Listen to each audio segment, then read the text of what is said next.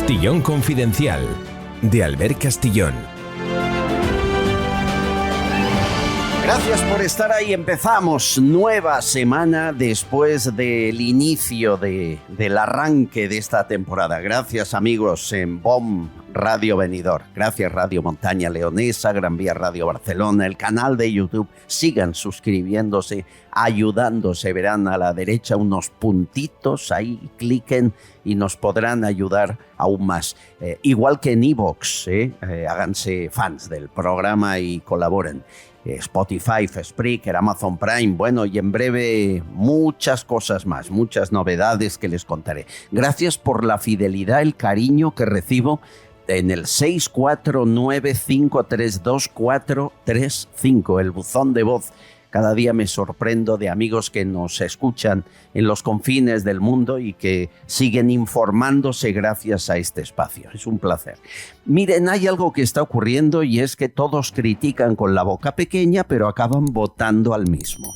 Felipe González, el otro día, en una entrevista.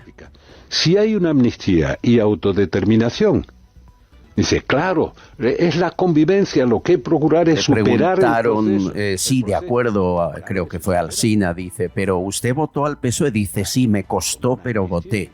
Bueno, pues ese es el problema, y con Alfonso Guerra igual. Esto que está pasando ahora, hoy, decía hoy, yo lo vivo como la derrota de mi generación. ¿Qué poder tiene el PSOE que a pesar de que le critiquen abiertamente, le acaban votando? Ya saben, la última vez 1 millón de españoles más votaron al PSOE, aunque perdió las elecciones. De hecho, Pedro Sánchez, de 5 veces que se ha presentado a unas generales, ha perdido 3. Pero sigue gobernando porque no le votamos a él, o no le votan a él, le votan a él y a 24 partidos que van de comparsa. Es muy difícil ganar a 25 partidos si los sumas todos, ¿no? Pero ¿qué ocurre, insisto, para que a pesar de las críticas feroces le sigan votando los suyos? ¿Qué voz del PSOE va a dar el golpe en la mesa? Me aseguran desde el interior del partido que esta vez las aguas están muy revueltas, que no le dejan pasar una más, que hay movimientos internos muy serios que han dicho basta. ¿Por qué? Porque no es que quiera jugar a dar la amnistía y a ofrecer el procés a Puigdemont. Es que Puigdemont ha exigido, que esto se lo avanzamos aquí, que la amnistía se conceda a todos los que él diga de forma previa a la negociación. Es decir, o hay amnistía en un mes, o no va a votar a favor de Sánchez en la investidura. Esto lo pone muy complicado porque la única fórmula para que la amnistía se aplique con tal velocidad es una proposición de ley. Es verdad que cuando derogaron la sedición o rebajaron la malversación lo consiguieron en 41 días. Recordarán que se votaba hasta en la noche de fin de año, y en Navidad. A toda prisa, había que correr. Bien, pues ahora lo podrían hacer, pero les costaría más. El informe de los jueces del partido, que son 20 y que maneja Yolanda Díaz, el juez Pallín, jueces para la democracia, los de siempre, capitaneados por Cándido Conde Pumpido, está en marcha. Y acabarían buscando encaje como sea. Pero lo tiene difícil. Tramitar la amnistía antes de la investidura no va a ser fácil. Hay alguien dentro del PSOE, y les voy a dar el nombre, que es ahora mismo la esperanza del partido. La esperanza para Felipe González, para Alfonso Guerra y para tantos más que, aunque critiquen, le votan. Esa persona que está a punto de dar un paso adelante es Tomás Gómez. Pues él ha hecho varias cosas, varios hitos, ha roto, ha transgredido determinadas líneas rojas que yo creo que es un daño de difícil reparación para el país, ¿no? Que alguien con 85 diputados haga un pacto con el diablo para alcanzar la Moncloa, pues no es propio de ninguno de los grandes partidos en un país europeo, país con carácter democrático y de Estado de Derecho, ¿no? Por mucho que las leyes lo permitan. Yo creo que Pedro Sánchez es alguien que ejerce el poder de manera absoluta, que elimina cualquier tipo de control, que elimina cualquier tipo de escrutinio que se le pueda hacer. Tomás Gómez. Este hombre fue, como saben, secretario general del Partido Socialista en Madrid, portavoz del grupo parlamentario en la Asamblea de Madrid, el alcalde de Parla, el más votado de España. Y sin embargo, y voy a contarlo todo, con el brazo ejecutor, por ejemplo, del diario El Mundo en aquellos años, simularon que era un corrupto, que había metido mano en la caja, que se había aprovechado de la concesión del tranvía, de unas obras faraónicas. Hicieron un traje a medida, gracias a ese medio de comunicación en aquel momento y a su director entonces, para cargárselo. Acabaron con él. ¿Cómo acabaron? De la peor manera, al estilo Sánchez. Fue Rafael Simancas, que es, el recepcionista, el conserje de Pedro Sánchez, y Rafael Simancas le cambió la cerradura del paño de la puerta de su despacho, aprovechando que él estaba concediendo una entrevista a una televisión. Mientras hacía la entrevista, Simancas cambió la cerradura, lo que le había dicho su jefe, y ya Tomás Gómez fue historia, expulsado de la Federación Madrileña de Municipios, de todas partes. Luego la justicia demostró que no había habido delito ninguno jamás en la acción pública de Tomás Gómez. Rafael Simancas siguió su larga carrera como pelota oficial del autócrata, documental del que hemos oído esa voz de Tomás Gómez. Y Tomás Gómez, señores, hoy sí está dispuesto a tomar la alternativa. Va a ser la persona que dé un golpe en la mesa y diga: uníos a mí, hay que echar a este dentro del partido. Esto es información confidencial. No hemos hecho más que empezar. Les cuento más. Empezamos. Estás escuchando Castillón Confidencial. Si necesitas viajar con silla de ruedas en taxi, o con tu mascota, o con un bebé y su sillita de paseo, ningún problema. Lo pides a la flota de Pide Taxi y te mandarán un taxi especial para ti. Pide Taxi trabaja con las principales emisoras de taxi de tu ciudad, que son propiedad de los taxistas locales, no de multinacionales o fondos de inversión. Y todo al mejor precio garantizado. Descárgate la aplicación de Pide Taxi. Hola amigos, hoy os quería hablar de las supergracias, una manera para poder apoyarnos en todos nuestros vídeos e incluso en nuestros directos. En todos nuestros vídeos tendremos un corazón llamado supergracias. Podéis localizarlo en los 3 puntitos de abajo de los vídeos. De esa manera podéis apoyarnos aportando desde 2 euros hasta 500 euros. Y lo más importante, no os olvidéis de escribirnos un mensaje. Muchísimas gracias. Es un caso particular y no se ha publicado. Nos lo cuenta Serafín Giraldo, inspector de policía, portavoz de H50 y doctor en Derecho. Hola. Muy buenas. Hoy vamos a dar una noticia de estas que no va a salir en ningún titular, de estas que no va a abrir ningún telediario, ni siquiera va a aparecer recogida en otro medio digital que no sea H50. Nos ha llegado a través de los sindicatos policiales. Se trata de un policía herido en la muñeca. Lo curioso del caso es que ha sido herido después de acudir a una llamada por violencia de género. Los hechos ocurrieron el jueves por la noche, cuando la sala del 091 avisó a un radiopatrulla para acudir a un domicilio de Puente Vallecas en Madrid. Allí se encontraron a un varón de origen sudamericano que había golpeado a su esposa, también de origen sudamericano, y tenía un cuchillo en la mano, con el cual trató de agredir a los agentes, que esquivaron sus golpes y lograron detenerlo con esa herida en la muñeca del policía. forma parte de las estadísticas de violencia de género, pero forma parte como denuncia. No aparecen detalles de la misma que serían necesarios para prevenir esta lacra. Detalles como lugar del hecho, detalles como situación de la víctima, detalles como situación del agresor, detalles como origen del agresor, detalles como origen de la víctima, edades. No podemos hacer las estadísticas sencillamente para acumular delitos. Tenemos que hacer las estadísticas para prevenir delitos. Por eso las estadísticas tienen que ser precisas para saber dónde tenemos que realizar las tareas de prevención.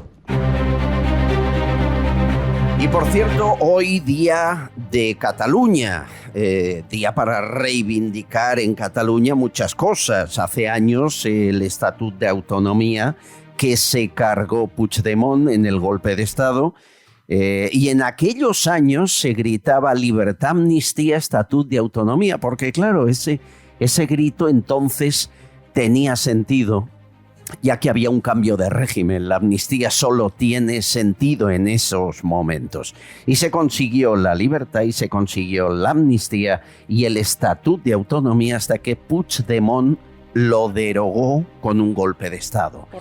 Parece que olvidamos que esta gente, además de golpistas, se han cargado los derechos de la mayoría de catalanes que votaron un Estado autonómico, incluso la reforma autonómica con Zapatero tan polémica, y ellos la derogaron de un plumazo sin pedir referéndum a nadie. Bueno, hoy han pasado 309 años del 11 de septiembre de 1714. Yo creo que ya es hora, una vez más, de hacer pedagogía y de contar los hechos tal y como sucedieron. Porque lo que cuenta el nacionalismo catalán, el más exacerbado, que huyen maleteros de coche, estos prófugos de la justicia, estos golpistas, nada tiene que ver con la realidad. Y se lo dice un catalán de pura cepa. Paco Álvarez, historiador, ¿cómo estás, amigo? ¿Qué tal? Muy buenas, pues aquí la verdad es que flipando con cómo esta gente se ha inventado un pasado paralelo, ¿no? Ya, y un 1714 que nunca existió.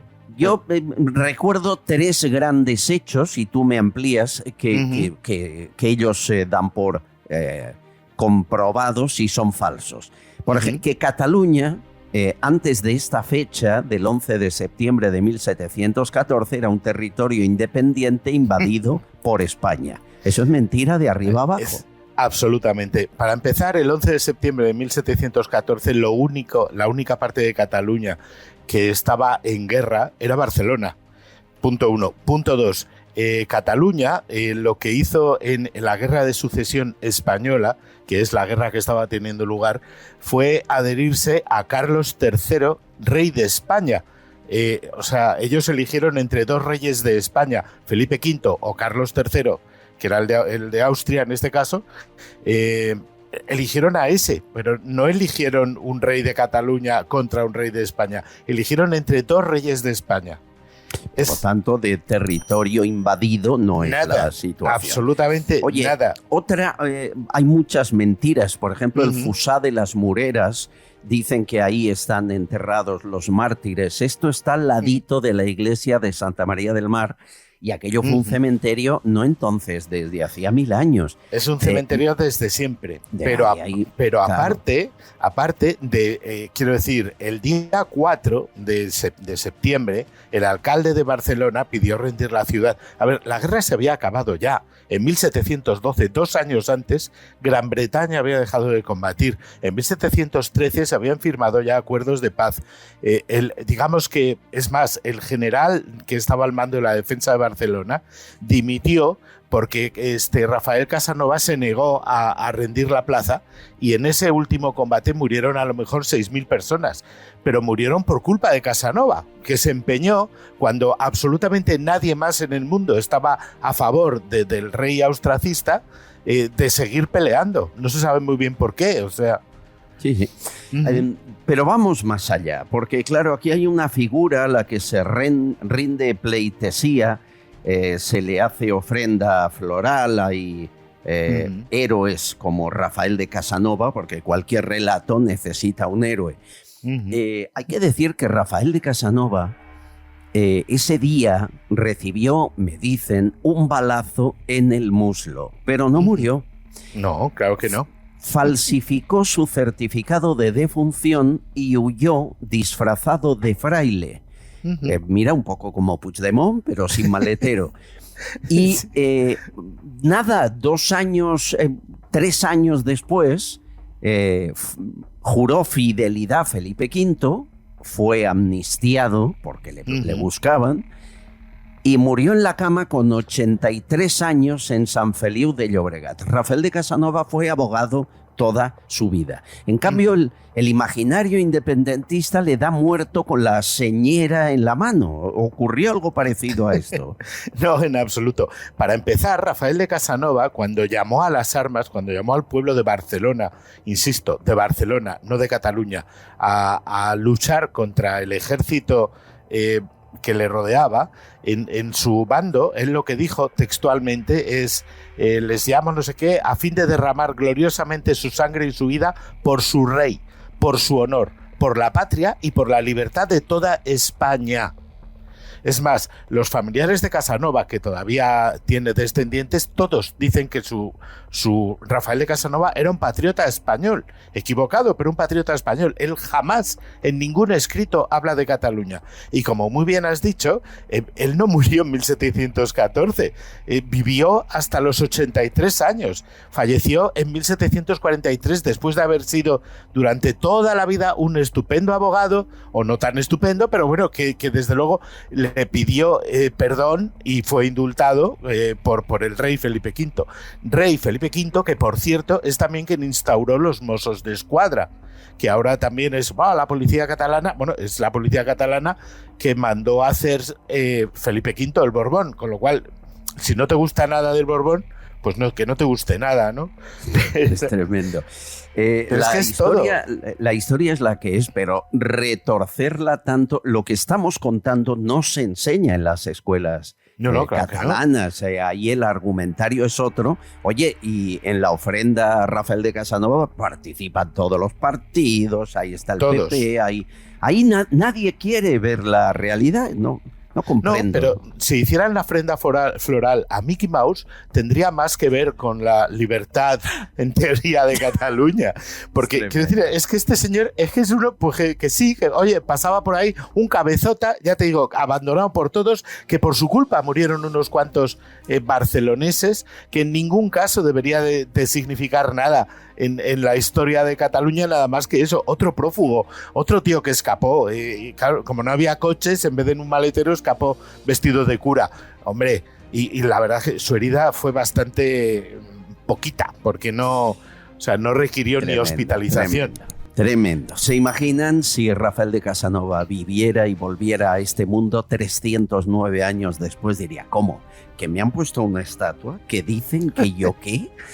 Con una cara de agónico. Has dicho algo muy cierto, y es que Rafael de Casanova tiene herederos que viven y que son los primeros en gritar que la historia que cuenta el independentismo es falsa, pero nadie les quiere escuchar. Es decir, ellos intentan hacer que la imagen de su antepasado sea la cierta, pero nadie quiere escuchar su versión oficial. Esto ya es de psicopatía, no de psiquiatra. Totalmente. ¿No? Pero es que aparte lo que hemos dicho no es que lo digamos nosotros y ellos digan otra cosa. No. O sea, lo podéis comprobar las personas que nos están oyendo en cualquier sitio de internet, en la Wikipedia, en todos lados. O sea, quiero decir, este señor no murió, no es un héroe del 11 de septiembre. Y en el 11 de septiembre no hubo nada entre Cataluña y España. Hubo algo entre Barcelona, que estaba a favor de un rey de España, y el resto de España, que estaba a favor del otro rey. Y insisto, la guerra había terminado hacía 2 años. Esto fue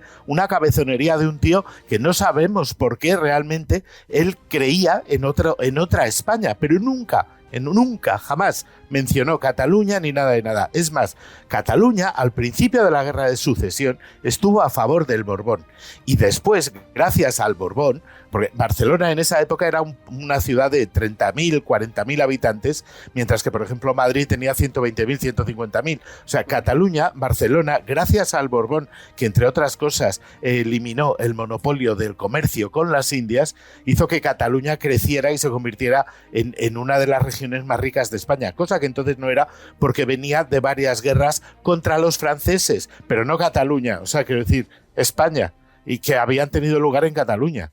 Pero jamás, nada que ver, ni Casanova, ni la Diada, ni nada. Todo eso es un invento, hombre, un invento. Es increíble. Bueno, un abrazo fuerte a Mencía López Becerra de Soleil de Casanova, que tiene 34 años y que es la descendiente directa de Rafael de Casanova y que es la primera que cuando le preguntan por esto dice: Casanova, mi antepasado, era un patriota españolista y muy español.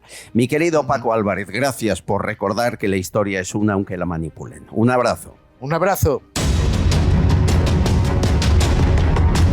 Querido Pepe Rossinyol, catalán de pro, presidente que lo fue de Sociedad Civil Catalana, CEO ahora de Opinion Makers y un poquito exiliado en Madrid. Bienvenido, Pepe, ¿cómo estás?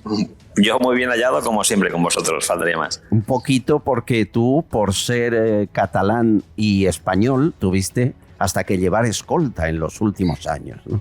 Pues sí, es una experiencia interesante cuando alguien tiene que estar escoltado por tus propias calles de toda la vida. Sí, es curioso. ¿Pero quién te amenazaba a ti en Cataluña? Pues según me dijo la policía, pues los CDR, lo que fue Tsunami Democratic, bueno, toda esta caterva de instituciones que fueron creadas en paralelo al proceso independentistas para entrar a cualquiera que no comulgara con ellos. Tú también lo conoces bien, este tipo de cosas, que las has sufrido, Albert. Efectivamente, sí, lo hemos sufrido muchos, pero es que esto no pasó hace 20 años, esto pasó hace 5, 6, 7, o sea que hace muy poco que aún hay gente que habla de Tsunami Democratic y de los CDR como grupos de chavales indepes pacifistas, ¿me explico? Sí, señor. Hoy les veremos salir a la calle de nuevo. Por cierto, hoy está empezando el día, esta tarde manifestaciones, como siempre, que ya el 11 de septiembre se lo ha quedado el independentismo, antes no era así. Pero, ¿a quién van a buchear más? ¿A Junqueras? ¿A Rufián? ¿A los de Puigdemont? ¿A quién? Bueno, yo creo que Pere Aragonés tiene todos los números. Cuando esas ofrendas a Rafael de Casanovas, vamos, el pobre Pere Aragonés que se vaya preparando y que se ve vaya con un paraguas, porque le van a caer huevos. Y si no, que después de lo que hemos oído, y yo lo comentaba, yo no entiendo que partidos pues como el PP hagan la ofrenda al monumento. Es decir, si ya sabemos que no fue un héroe, que no murió en la batalla, que no había batalla, que no había invasión, ¿por qué hay partidos constitucionalistas que juegan como si fuese verdad? Porque están con ese complejo identitario de que quiere que sean aceptados por ese mainstream nacionalista. Creo que es un error, morrocotudo, porque el 80% de la sociedad catalana no está por estas historias, y mucho menos por Rafael de Casanova, que nadie sabe quién era este señor. Pero bueno, el PP comete un error de intentar camuflarse en este ecosistema que solo le lleva a la derrota, por supuesto. Siento mucho que el líder del Partido Popular en Cataluña vaya a ser sustituido. Ya sabes, Alejandro Fernández criticó el acercamiento de Feijóo a Junts, aunque luego no hubo nunca reunión, y ya está sentenciado. Haciendo estas cosas, el PP no va a sacar nunca un gran resultado en Cataluña, ¿verdad? Hombre, yo lo que sí que tengo claro que en Cataluña tienen que hacer algo. Y con Alejandro, con que tengo una buena relación y es un gran tipo, como bien sabes, también te digo, a los políticos se les tiene que medir por sus resultados, no solo por su bonomia, ¿sabes? Y lamentablemente Alejandro, desde que tomó las riendas del PP catalán, no lo ha ido bien. Las cosas son como son, ¿no? Con todo el cariño lo digo. A Daniel Sirera le ha ido mejor en Barcelona que a él. Claro, y a generales. Y fíjate, en las últimas generales, entre Cayetana y Alejandro sacaron 2 diputados en toda Cataluña, que también hay que hacérselo mirar esto, ¿eh? Sí, totalmente. Bueno, mi querido Fran Simón, reincorporado a la casa, nuestro economista. ¿Cómo estás, Fran? ¿Qué tal? Pues nada, un placer estar aquí con todos vosotros. Vaya día para empezar, ¿no? Bueno, yo sinceramente te digo, Albert, yo le estoy a todos estos borregos que son los independentistas y demás, yo les estoy muy agradecido, ¿eh? Pues porque gracias a estos borregos, gente como vosotros, como Pepe, como tú y como muchos otros más, os habéis venido a Madrid de verdad, o sea, aportáis mucho a lo que es Madrid ahora mismo, que es una pasada estar aquí. Bueno, y compartir todo Madrid esto, hoy, claro. Yo lo que dices es muy bonito y te lo agradezco, pero Madrid hoy es lo que era Barcelona en los 80. Sí, señor. Es decir, Madrid hoy se come el mundo. Barcelona en los 80 se comía el mundo. Barcelona, por culpa de estos, estos y de dejarle hacer, se ha hundido. Y Madrid está floreciendo. Yo estoy muy feliz de estar en Madrid. Además, oye, aquí me tratáis como si fuese madrileño. Bueno, es que aquí la mayor parte, yo soy una rara avis, pero aquí la mayor parte es gente de fuera que vienen a aportar cosas, ¿no? Y eso, tanto política, económica, culturalmente, tema de conocimiento, no sé, eso mola. Yo, dentro de todo este caos, dices, oye, gracias animales, seguir con vosotros. Y es una pena porque a mí me gusta... Gracias animales. Ay, hombre, es que, vamos a ver, hay que ser muy tonto al ver para dejar irse el valor, ¿no? Sí, o sea, bueno, uno piensa objetivamente y dices... Un ejemplo de la ganadería de la que estás hablando. Hay un vídeo que ha corrido mucho en redes de el tono, porque cuando Yolanda Díaz va a ver a Puigdemont, no es solo grave el hecho de que le vea, es el tono, es la manera. Uno puede ir a verle y ponerse serio y marcar distancias, o no, o abrazarse, besuquearle, prácticamente han de apartarla, ¿no? Hay un momento en el que Yolanda Díaz saluda a otro fugado de la justicia, que es Toni Comín. Este Toni Comín es una pieza. Yo el día que estuve, no hace mucho, haciendo el programa de radio en el Parlamento Europeo, le vi a Toni Comín y decía, pero bueno, aquí tenemos un prófugo paseando como si fuera cualquiera. Escuchen el momento en el que Yolanda Díaz se encuentra con este fugado.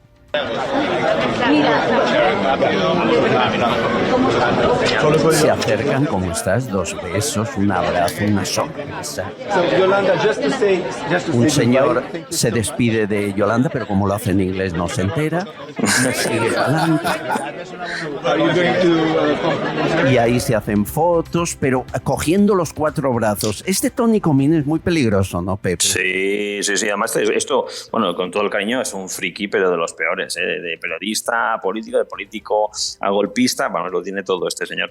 Pero si me permites, hay un dato relevante. Hace, creo que 2 días, Yolanda Díaz y los suyos dieron plantón a Su Majestad el Rey en Pamplona porque no querían legitimar la monarquía. Y sin embargo sí quieren legitimar a los criminales, presuntos criminales que están prófugos de la justicia en Bruselas. Aquí se tiene que ver cómo son las cuestiones, y es la vicepresidenta del gobierno quien no quiere recibir al rey, quien no quiere saludar al rey, pero sí saluda a unos prófugos de la justicia de nuestro país. Es muy interesante. Bueno, es que tenéis que tener en cuenta que es que esta gente... y quiero que quede claro, porque yo cada vez que me dan un micro lo digo, a mí me da igual su opinión política, puede ser la que sea, estaré más o menos de acuerdo, pero han hecho algo que la gente, que no se les olvide, porque es que la vicepresidenta del gobierno se junta con alguien que, aparte de ser prófugo de la justicia, no presunto prófugo, está prófugo de la justicia, ha hecho, junto con sus amiguitos, algo que se llama malversación de fondos públicos, es decir, ha tomado dinero de todos para dárselo o a él o a sus terceros. Esto, en fin, es que ese señor es un ladrón.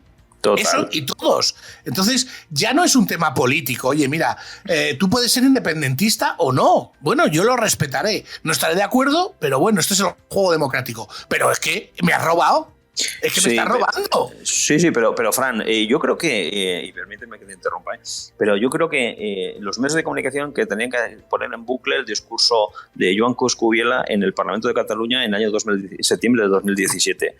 Y recuerdo que Coscubiela, diputado comunista y de comisiones. Y de comisiones, que estuvo preso durante el franquismo, hizo un discurso diciendo a los independentistas que lo que estaban haciendo es algo antidemocrático y pisoteaba el derecho y las libertades de todos los catalanes. Esto habría que ponerlo en bucle, porque lo que estamos enfrentándonos en Cataluña no solo es independentismo, es autoritarismo. Estamos hablando de un movimiento autoritario que quiere imponer un régimen que sea mucho más parecido a lo que era antes el telón de acero que cualquier democracia moderna. Sin duda. Sí, no, una dictadura. Total, ¿Habéis fijado que Yolanda Díaz y Toni Comín hablaban en castellano, igual que Puigdemont y Yolanda Díaz? Quiero decir, ahí no necesitaron traductores ni nada parecido. Al final esto se ha aprobado y el Congreso, esta tontería de los traductores, esto nos va a costar solo en el Congreso 1 millón de euros al año. Luego vendrá que se traduzcan todas las resoluciones a los 4 idiomas, al gallego, al vasco, al catalán, al castellano. Y luego que las multas de la DGT también se traduzcan. Es decir, estamos tirando los millones de euros en estas tonterías cuando luego en la vida real esto no es ningún impedimento. Pero no hay quien lo pare y aquí hay que seguir jugando a la música que tocan unos poquitos que además, rectifícame Pepe, pero jamás el independentismo consiguió tan malos datos electorales como el 23J, ¿no? Es que lo curioso de todo eso, lo más relevante es que lo que estamos viviendo ahora, Albert, son los frutos de las estrategias que entre otros tú y yo pusimos en marcha 2016-2017 para desmovilizar el separatismo. Y se está viendo ahora, ¿sabes? Porque son procesos más largos. Y cuanto más bajos está, cuanto más débiles, cuanto más enreñidos están entre ellos, Sánchez los va a salvar y van a llegar a sus objetivos estratégicos. Pero me permites un comentario de las lenguas muy rápido. Sí. En el Congreso es que el tema de las lenguas no solo es una cuestión de estética, es una cuestión que ellos quieren delimitar una comunidad política basados en criterios etnolingüísticos.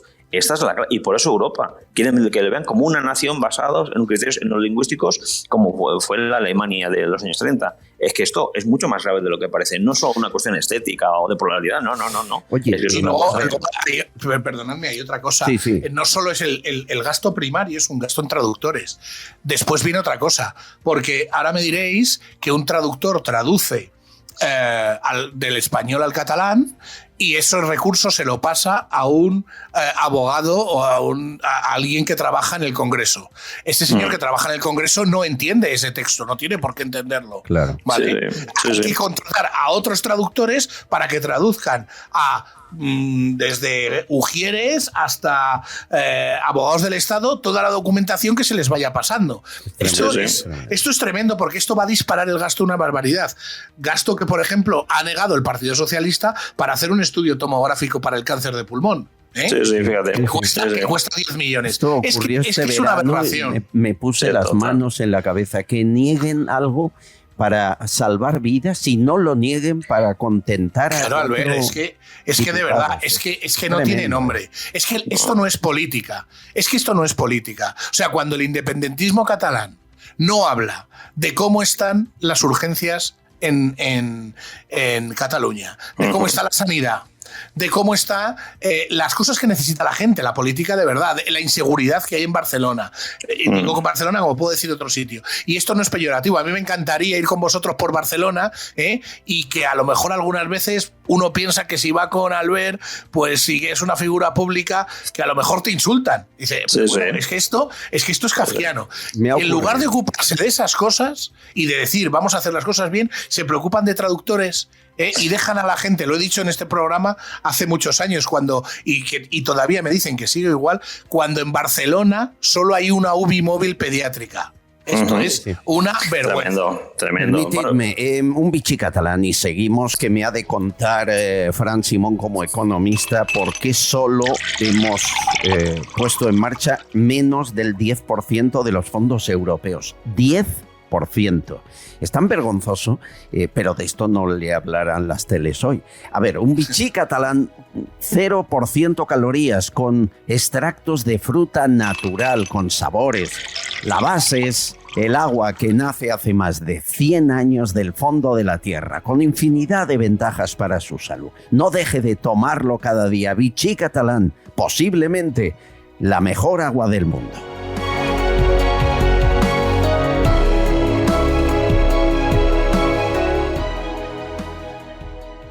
Radioteléfono Taxi, ahora con precio máximo garantizado. Llámanos al 91-547-8200 o descarga Pide Taxi. Más información en rttm.es. ¿Cómo gastarse cientos de miles de euros antes de abandonar el barco? Pregúntenle a Pam o a Irene Montero. Es una política pública que desarrollamos para poder trabajar la corresponsabilidad. Es que sigue siendo secretaria de Estado de Igualdad y Alberto Garzón, ministro de Consumo, Irene Montero, ministra de Igualdad. Están presentando una app de igualdad donde, por ejemplo, usted, si tiene mal gusto, se baja la app a su móvil y le dice cuál es el esfuerzo que hace usted en planchar, cuál es el esfuerzo que hace su marido en cocinar, quién ha pasado la escoba hoy, si usted o él. Bueno, es un juego. Estaría bien si no nos hubiese costado 200.000 euros. Miren, tengo un mensaje de un oyente maravilloso como todos, que me deja claro de qué va esto. Es una mujer, María José García, dice: mi yerno hizo una app de un pueblo para un recorrido cultural en el pueblo. Bien, y la pagó el ayuntamiento. Le costó 8.000. Gracias, María José. Ya les digo yo que conozco gente que se dedica a estas cosas y a lo mejor una app muy buena te vale 10 o 15.000. De ahí a los 200.000 euros, ¿alguien me lo explica? ¿O a qué empresa ha ido a parar o a quién reparten? Fran Simón, Pepe Rossinyol, yo no lo entiendo, ¿lo entendéis? Hombre, pues vamos a ver. Tú ya sabes que por entre el contrato y el contratista, pues ¿tanto? Siempre, bueno, tú ya, es que tanto define tanto. Es que a lo mejor para ti y para mí es mucho. Claro. Coño, para ellos es que tienen muchos gastos. Estos de izquierdas tienen que tener cuidado con ellos, ¿eh? Claro. Porque, y si el dinero no es de nadie, pues claro. Claro. Además, y aún ha salido barata, me dirán, ¿no? Y aún ha salido barata. Pero si este dinero no es de nadie, como bien dice Pepe, pues claro, ¿a quién va a molestar esto, no? Es tremendo. Oye, hablemos de pasta. A ver, el Banco de España ha pegado un grito y un golpe en la mesa. El Banco de España, ¿saben? Que es prácticamente junto al Tribunal Supremo lo único que queda sin que fagocite Sánchez. O sea, nos quedan muy pocas instituciones donde no haya manipulado y puesto a uno de los suyos. Y el Banco de España dice que hemos ejecutado el 8,9% de los fondos europeos. No hemos llegado ni a un 10%. Lo hemos hecho tan mal que hemos perdido la tercera y cuarta posibilidad de envío de fondos, porque claro, el gobierno no se atreve a pedir más cuando no ha ejecutado los de 2019, ¿no? Nadie revisa el calendario de pagos, nadie averigua dónde está el problema, si es que son tontos, incapaces, inútiles, cuál es la cuestión. Tú has revisado el informe del Banco de España, Fran Simón, y eres economista. ¿Sí? Menos de un 10% en 4 años. ¿Se puede hacer peor? Pues hombre, habría que estudiar mucho para hacerlo peor que ellos. O sea, yo reconozco que tiene una inteligencia supina porque es que es muy difícil hacerlo tan mal, ni siquiera aposta. Total. Pero yo, si me permites, voy a ir rápidamente a qué son estos fondos europeos, para que la gente lo sepa, ¿vale?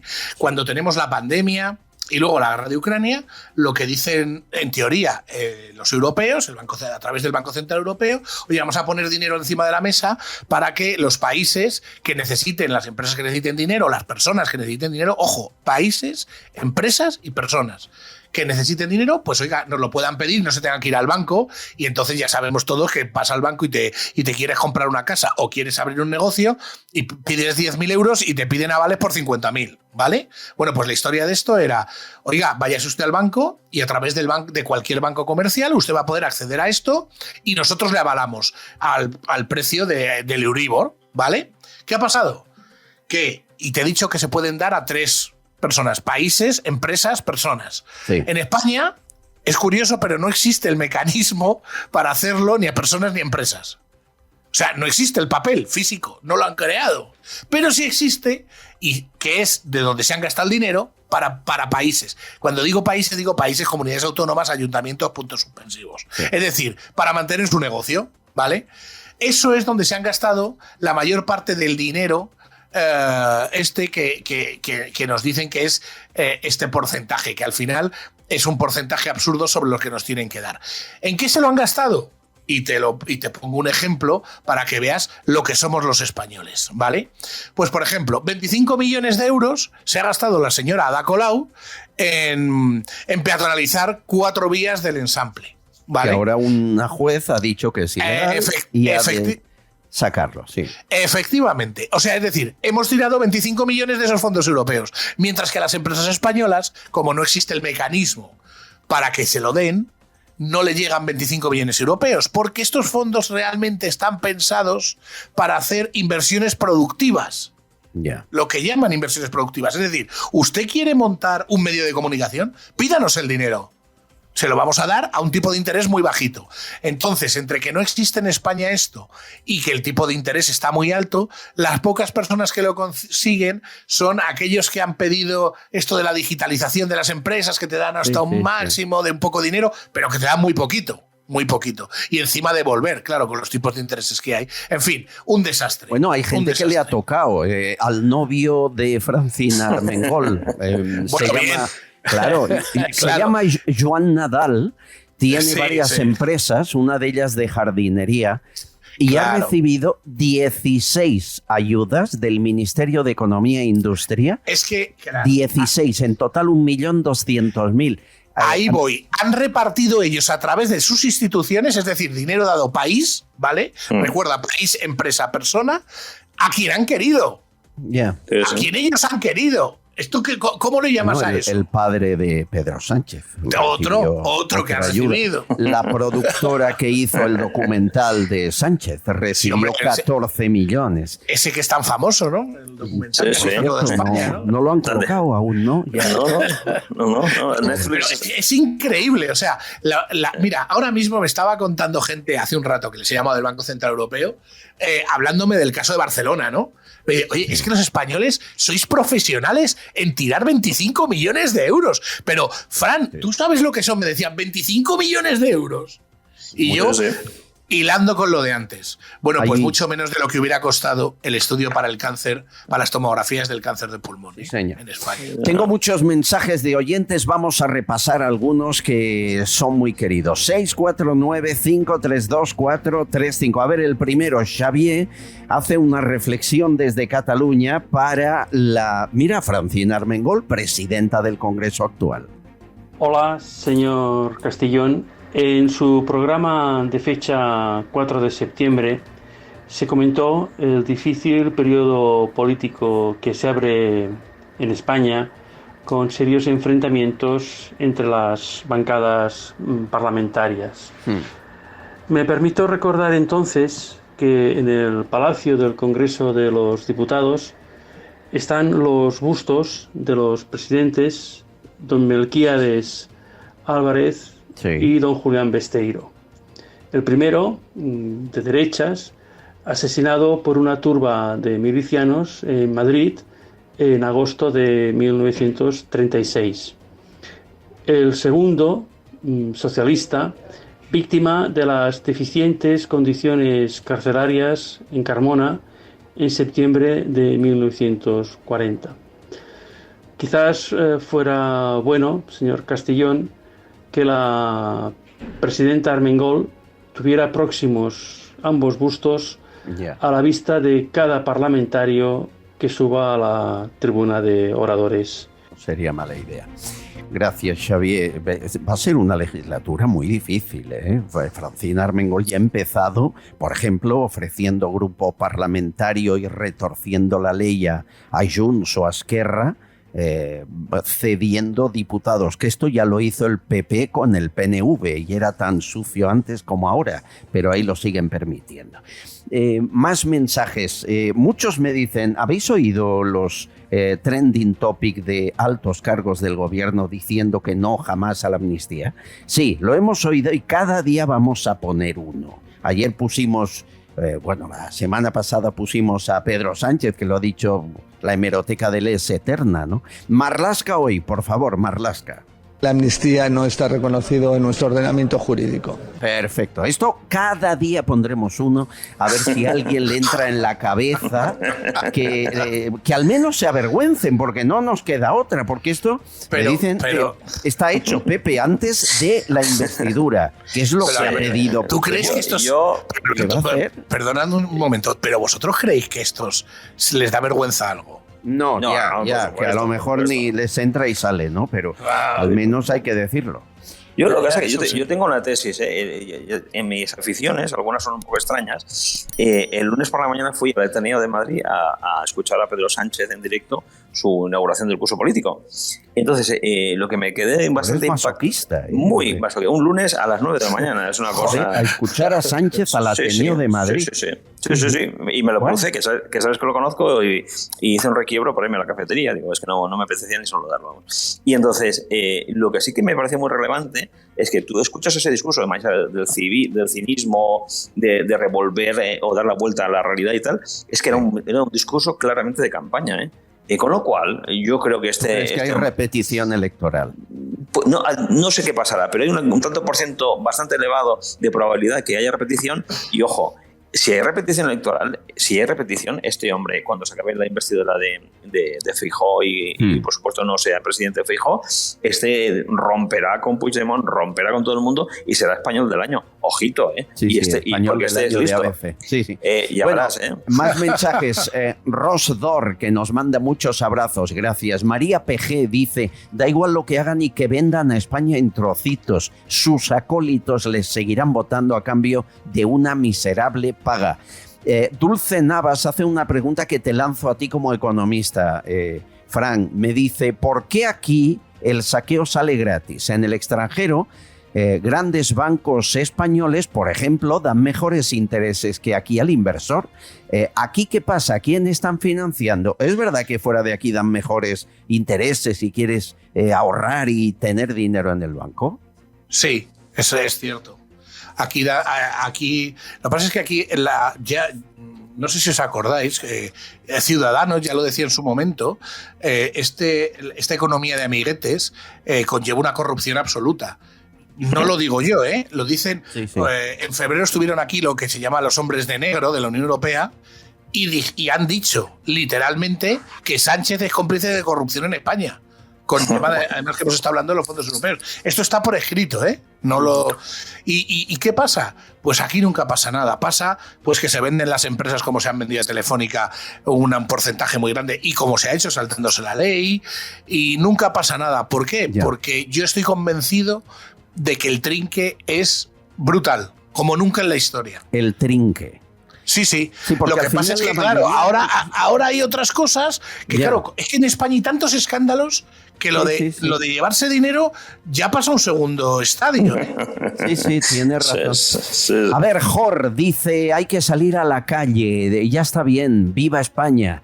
Estoy contigo, Jor, pero es difícil, es complicado, nadie moviliza hoy en día, y centro o la derecha nunca han sabido movilizarse solos. Anabel, nadie se ha preguntado lo que supuso económicamente la alarma de Isabel Díaz Ayuso cuando las lluvias. Yo no estoy de acuerdo con ese sistema, es suficiente con la previsión meteorológica. Estamos cediendo soberanía a la Unión Europea poco a poco y a nadie le importa. Es tu opinión, Anabel. Antonio MM nos recuerda, tú te acordarás, Pepe, a Tito B. Diagonal, a Jordi Estadella haciendo ese personaje en la radio. Dice, ay, sí. Buenos días, nos dé Dios a casi todos, como diciendo hay algunos. Joan Bernal, buenos días, señor Castellón y pa'lante. María José Fernández Matamoros, gracias por el cariño. AZ, celebro tu vuelta, ya nos faltaba respirar, verdad, información profesional. Te necesitamos. Charo Sierra, con 40 años de cotización, dice Charo, recibiré 1.000 euros de jubilación como mucho. ¿Esto es así? Y como, dependiendo de la edad, y como mucho, puede que incluso no reciba nada, dependiendo de la edad.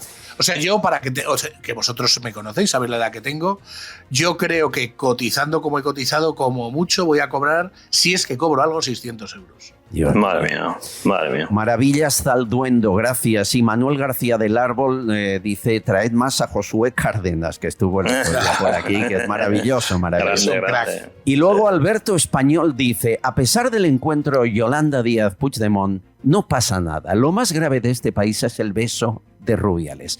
Cualquier día nos levantamos bajo una dictadura chavista en toda regla y desgraciadamente la sufriremos todos. Bueno, del beso de Rubiales he recibido muchos mensajes. Pero ya estamos en una dictadura chavista, ¿eh? Es que no lo vemos, ¿o cómo? Sí. Es que ya estamos, vale. Sí, porque es el único país donde gobiernan los chavistas y comunistas, es la realidad. Sí. Del beso de Rubiales se ha producido una barbaridad más y ya saben que de este tema me niego a hablar demasiado porque creo que nos manipulan, pero hay Fiscalía, que saben que es el gobierno, ha hecho un gesto que es patético y es decir, como ahora ha denunciado, ¿verdad?, la tal Jenny Hermoso, Fiscalía va a pedir al juez que averigüe si Australia considera delito el beso, porque si no, no habrá causa. Bueno, esto pasó en Australia. En Australia hemos investigado cuál es la ley. En Australia hay lo que se llama asalto indecente. Eso es un beso no consentido. ¿Se puede considerar asalto indecente a lo que hizo Rubiales? Porque si es así, la condena de Australia sería 5 años de cárcel.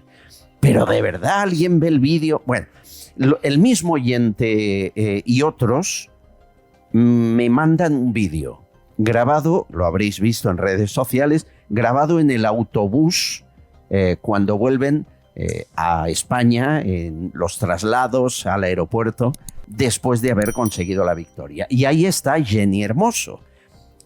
Y está encantada de la vida y bromeando con el beso. Escuchen. Iker y Sara. Iker y Sara. Y es ella la que dice, mira, somos Iker y Sara, Rubiales. La historia.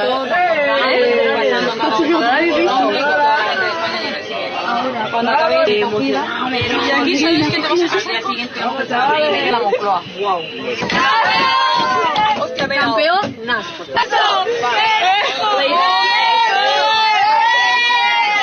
Alguien que grita beso, beso, ¿de verdad fue agredida sexualmente?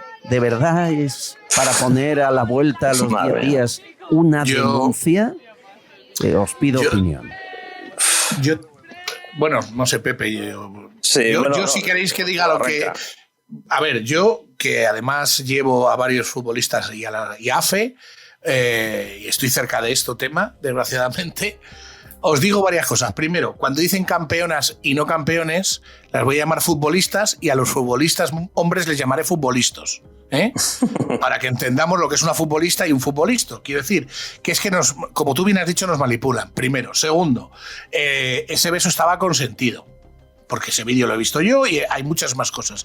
Tercero, Rubiales es un golfo. Rubiales es un golfo de hace muchos años. Y se sabe. Y nadie ha hecho nada, porque era amiguito de Sánchez, ¿vale? Y ha hecho otras cosas igual de peores o mal, pero ¿tú te crees que en un palco, siendo representación oficial, te puedes tocar los genitales? ¿O es que eso tampoco vale? Y sin embargo estamos con un beso consentido, y este vídeo lo demuestra, que no hay nada. Pues yo creo que tenemos que tener mucho cuidado con dónde está el límite de estas cosas. Porque han despedido a un entrenador, al entrenador le han despedido por dar unos aplausos. Hay algo que yo conté aquí, que me contó además, digo la fuente porque lo ha hecho público Javier Cárdenas, y que la fuente es la agencia de representación de Jenny Hermoso. Esa es la fuente, una persona que trabaja ahí. Cuando ocurre lo del beso, nadie le da importancia. Televisión Española está lleno de vídeos, se ríe de ello, La Sexta también, no pasa nada. Hasta que alguien piensa que puede ser una buena consigna. Y organizaciones feministas, primero en redes, empiezan a lanzar el acoso contra Rubiales. En ese momento hay reuniones y se determina que para la futbolista, que por cierto falló un penalti, no es una gran jugadora, no, no es la que marcó el gol, ¿verdad? Consideran que puede ser una maravillosa imagen el mostrarse líder de algo como lo que parece ser, grupo feminista, liberal, de mujer atacada y agraviada en su intimidad. Y que las marcas se van a disputar patrocinar a Jenny Hermoso antes que a la que marcó el gol por eso. Y en esa reunión se determina alimentar a la bestia, se determina tirar adelante con la historia. Esto es información que os digo, me viene a través de Javier, pero me cuadraría el por qué nadie le da importancia hasta que de pronto deciden dársela, el por qué ella primero ni hace mención hasta que decide denunciar. Aquí ha habido una serie de acontecimientos marcados en el tiempo dirigidos por alguien. Me es igual que se carguen a Rubiales porque había que cargárselo por alguna de las 40.000 tropelías que hizo. Sí, pero la verdad es la verdad. Si me permitís un tema, fijaos, es que este señor es un golfo no tiene nada que ver por lo que se cree enjuiciar. Exactamente. No empecemos a mezclar cosas porque es un golfo, puede fumar, puede jugar, puede hacer lo que le dé la gana, puede, no sé, pues son cosas distintas. Aquí nos mezclemos cosas porque estamos haciendo un flaco favor al concepto de la justicia. Por otro lado, lo que le pasa a este señor, a pesar de ser un golfo, es una muerte civil de libro. Quiero decir, al final es un acoso mediático, digamos, organizado por los medios de comunicación afines al régimen y el Deep State. Y por otro lado, yo creo que es una de las formas más autoritarias de la democracia. Es decir, hay gente que por aplaudir, como bien ha dicho Fran, lo han despedido. Hay gente que le han obligado a posicionarse públicamente respecto a esto. Es como una especie de acto de constricción, como en los países comunistas. Sí, cierto, mis padres tenían una empresa, renunciar, ¿sabéis lo que quiero decir? Es una forma de presión social contra la pluralidad. Y por último, ya acabo, durante estas semanas de este caso ha sido una gran cortina de humo para no hablar de otras cosas que no le interesaba al gobierno. Claro, yo, si me permitís 2 apuntes, por favor. Cuando he dicho golfo, Pepe, me refiero a que, y os voy a contar una anécdota, y esto, como dice Albert, esto es información que yo lo he vivido. ¿Os acordáis cuando salió el escándalo que se habían llevado lo que habían cobrado 2,5 millones, se habían llevado la Copa del Rey a Arabia Saudí, o tenía su socio y demás? Bueno, ese día, yo por la noche fui a un programa que había con Risto Mejide que se llamaba Todo es mentira, o Todo es verdad, Todo es verdad. Y en ese programa estaba sentada Prado de Vera, ¿vale? Sí. Ana Prado de Vera. Este hombre le mandó un mensaje antes de empezar el programa a Risto, que nos puso en directo, o sea, nos lo puso para que opináramos, haciéndole chantaje a él, diciendo que ojo con lo que fuéramos a hablar de él, que tenía muchas cosas de Risto. Ostras. Eso es decir, Rubiales amenazando a Risto. A Risto. Y esto estaba yo delante. Espera, me lo creo. Ahí no terminó la cosa. Risto, yo me quedé sorprendido y dijo, sí, contad todo lo que sepáis. Yo evidentemente iba a hablar de la parte más económica, bueno, en fin, poco. Y Ana Prodevera le tenía fijado a este hombre porque había por detrás casos de acoso a una amiga suya, a no sé quién, y la izquierda más radical española, a este hombre lo tenían fijado. Y me acuerdo un comentario que hizo junto con otra persona que ve en el plató: hay que terminar con este personaje. No olvidéis que Rubiales lo grabó todo durante años.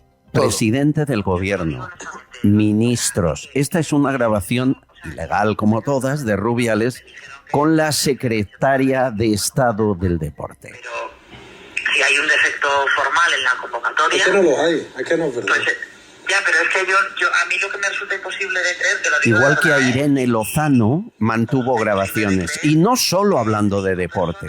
Por ejemplo, tiene grabaciones con ministros del PSOE y de Podemos hablando de política y hablando de compañeros de gobierno. Eso fue un chantaje, por eso le dejaron hacer hasta el final. Han aprovechado lo del beso para acabar con él. Va a salir todo lo que tiene grabado. Bueno, dejo las preguntas en el aire porque se acabó nuestro tiempo hoy. Querido Fran Simón, querido Pepe Rossiñol, es un gusto teneros aquí. Muchas gracias. Un placer, cuidaos mucho. Un placer y un abrazo. Un abrazo fuerte, amigos. Mañana más, a la misma hora, en el mismo lugar.